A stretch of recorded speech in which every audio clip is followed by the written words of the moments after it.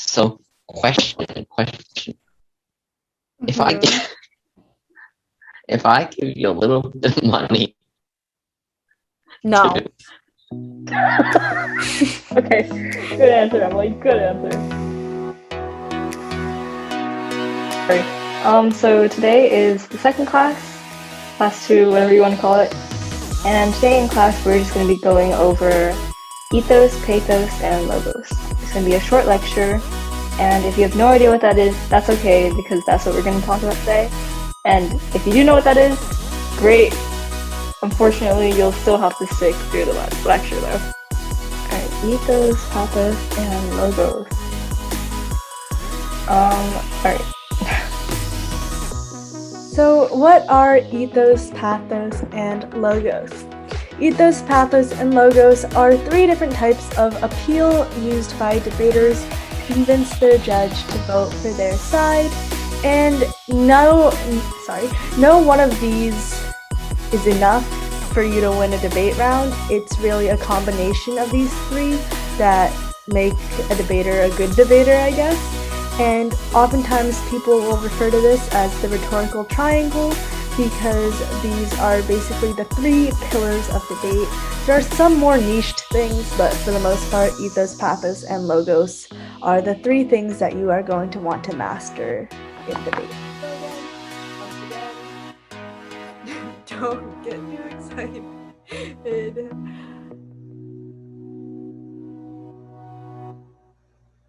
Christine, I had to wait for the confetti. So our resolution is, in the United States, students should be required to wear school uniforms.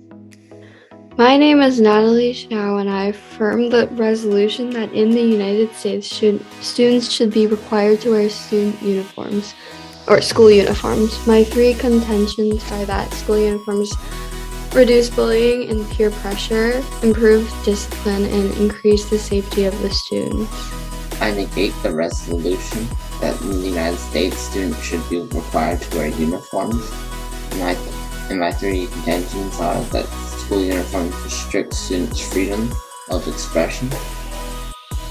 School uniforms do not stop bullying and may increase violent attacks. And school uniforms are very expensive. Students of all ages around the world have a lot of stress to untangle and homework to turn in. Many of them spend time and effort carefully planning out the next day's outfit. They need to consider what the weather is, what's trending, if it's school appropriate, and if they'd get bullied for what they wear.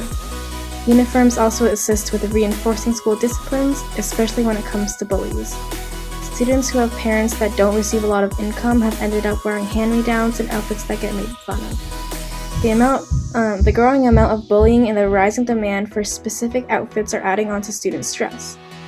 My name is Angelina Yu, and I affirm schools around the world should require students to wear school uniforms. You said that school uniforms would end or decrease a large part of bullying, and my question for you is that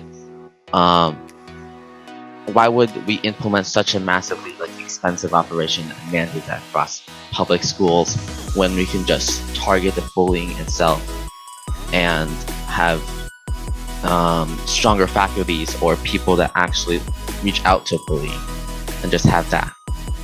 I negate the resolution that we should enforce school uniforms. Across the board, school uniforms consistently provide inconsistent results, create disputable violations of basic human constitutional rights, and are unable to solve the problems that they promise to do. It can hardly be argued for a mandate of school uniforms.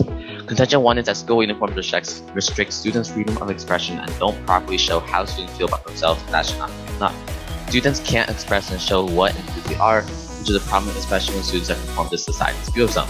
For people that are trans and those that just want to represent themselves and their beliefs, this is a major problem.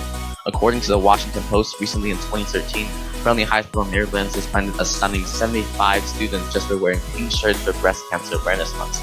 As shown in U.S.'s own Supreme Court system, in Tinker versus Des Moines Independent Community School District, First Amendment rights cannot be shed to discriminate and must be protected, and it said that only articles opposing a divorce and cause discomfort from unpopular viewpoints should be removed from school grounds.